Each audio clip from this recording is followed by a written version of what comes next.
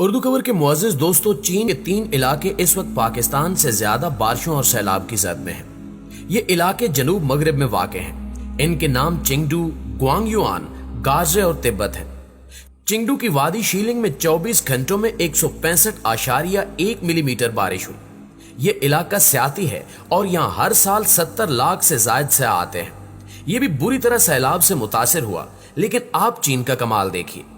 حکومت نے ایک رات میں 47,000 لوگوں کو متاثرہ علاقوں سے نکالا، محفوظ ٹھکانوں پر پہنچایا اور انہیں کھانا، ادویات اور کپڑے بھی فراہم کر دیے، اور مقامی اور بین الاقوامی کسی تنظیم سے امداد کی اپیل بھی نہیں کی، اور اس سارے آپریشن بارش اور سیلاب کے دوران کسی قسم کا کوئی جانی نقصان نہیں ہوا، جبکہ اس کے مقابلے میں ہمارے ملک کا 30% حصہ پانی میں ڈوبا ہوا ہے۔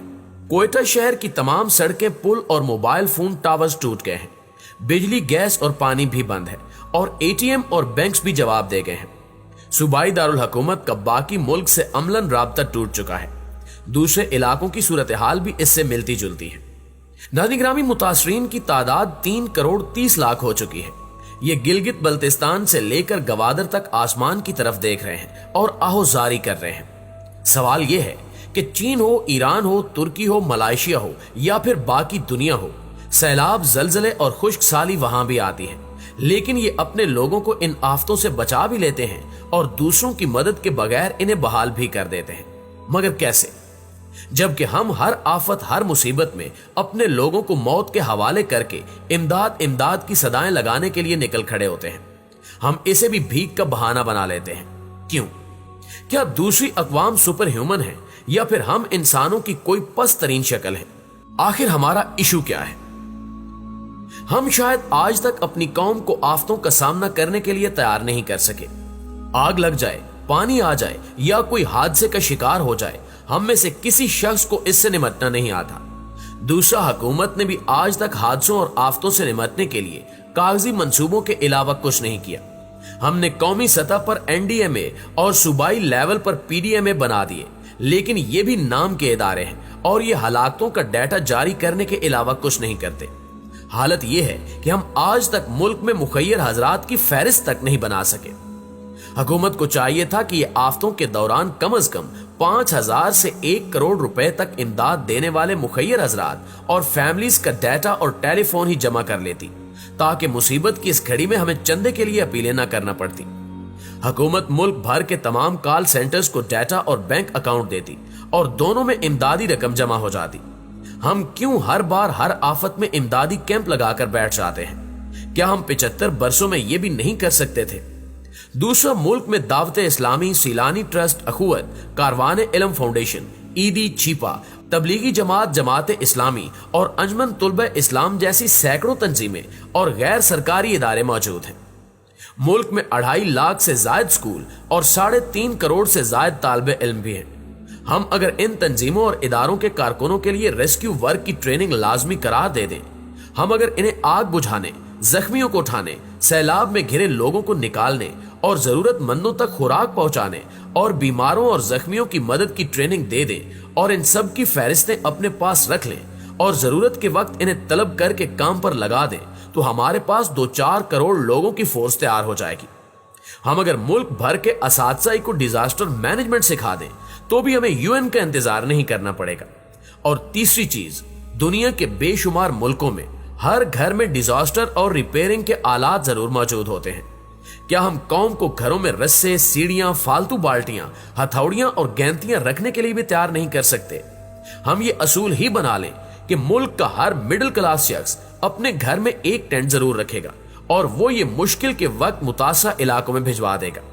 ہم ٹینٹ مالکان کی فہرستیں مختلف NGOs کو دے دیں اور NGOs کے کارکن ضرورت کے وقت ٹینٹ جمع کر کے متاثرین تک پہنچا دیں۔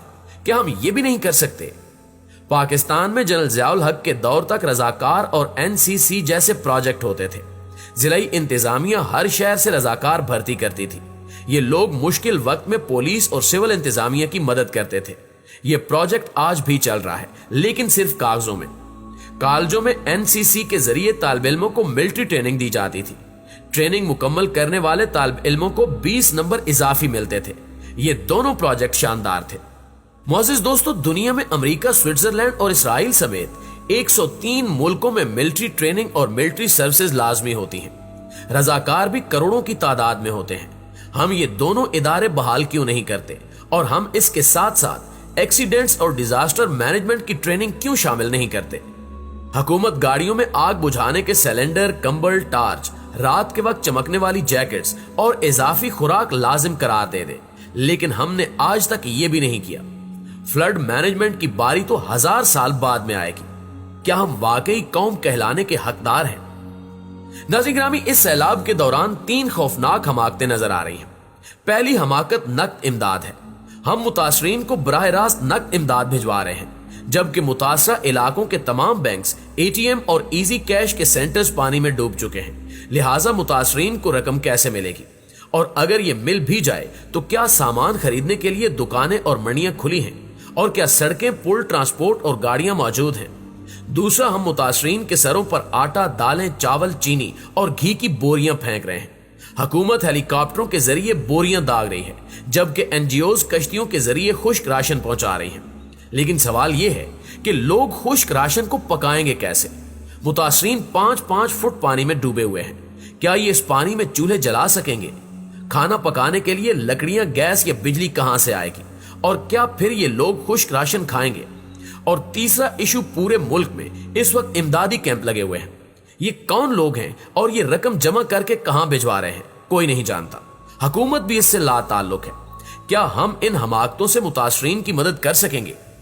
मेरी दरखास्त है कि हुकूमत फौरी तौर पर इन इदारों की फहरिस्त और अकाउंट जारी करे जिन्हें ये इमदादी कामों का अहल या जेन्युइन समझती है। ये बेशक फौज को जिम्मेदारी दे दे, लेकिन किसी एक को इस सूरत हाल को लीड करने दे। पैनिक ना करें। दूसरा, सैलाब में फंसे लोगों को खुश्क राशन ना दे। आप भुने हुए चने, भुने हुए चावलों, गुड़ और मेवा जात का मरुंडा बनाएं। आध किलो के वाटर प्रूफ पैकेट बनाएं और मुतासरीन में ये पैकेट तकसीम कर दें। मुतासरीन फौरी तौर पर इनसे अपनी भूख मिटा लेंगे। ये मरुंडा पंजाब, सिंध और KP में आम बनता है।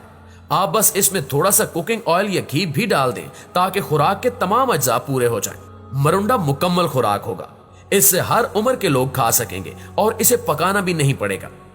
सैलाब ज़दा इलाकों में जब पानी उतर जाए तो आप बेशक लोगों को खुश्क राशन पहुंचाना शुरू कर दें। और अब मेरी आवाम से भी दरखास्त है कि खुदा के लिए अगर हुकूमत में खुदा तरसी और अकल नहीं है तो आप ही कुछ अकल कर लें। आप ही 10-15 फैमिलियों के ग्रुप बनाकर लोगों को ट्रेनिंग देना शुरू कर दें। 10-10, 20-20 खानदानों की NGOs बनाकर लोगों की हालत बदलना शुरू कर दें। और मेहरबानी फरमाकर अपने घर ऊंची जगहों और किचन दूसरी और तीसरी मंजिल पर बनाया करें और छत पर ममटी बनाकर बरसात के मौसम में इसमें पानी, खुराक, टेंट और ईंधन महफूज कर लिया करें ताकि नागहानी सूरत हाल में आप और आपका खानदान कम से कम 2-4 दिन तो निकाल सके। और आप ये बंदोबस्त करने के बाद दूसरे लोगों को बता और समझा दिया करें ताकि ये भी आफतों से बच सके।